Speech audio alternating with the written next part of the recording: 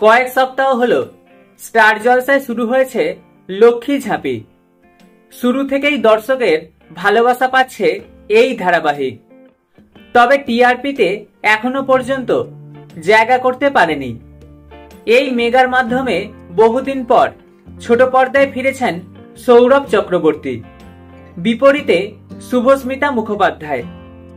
সম্প্রতি লক্ষ্মী ঝাঁপি ধারাবাহিকের একটি প্রোমোতেই দেখা গেল ফুলসজ্জা রাতে গুন্ডাদের হাত থেকে দীপকে বাঁচিয়ে একটি গুদাম ঘরে আশ্রয় নিয়েছে দুজনে। সেই গুদাম ঘরটি ফুল রাখার জন্য ব্যবহৃত হয়। তবে দীপ ঝাঁপির ফুলসজ্জা বাড়িতে না হলেও গুদাম ঘরেই এক প্রকার নিয়ম রক্ষা হলো। কেমন হবে দীপ ও ঝাঁপির আগামী জীবন? উত্তর মিলবে ধারাবাহিকের আগামী পর্বে।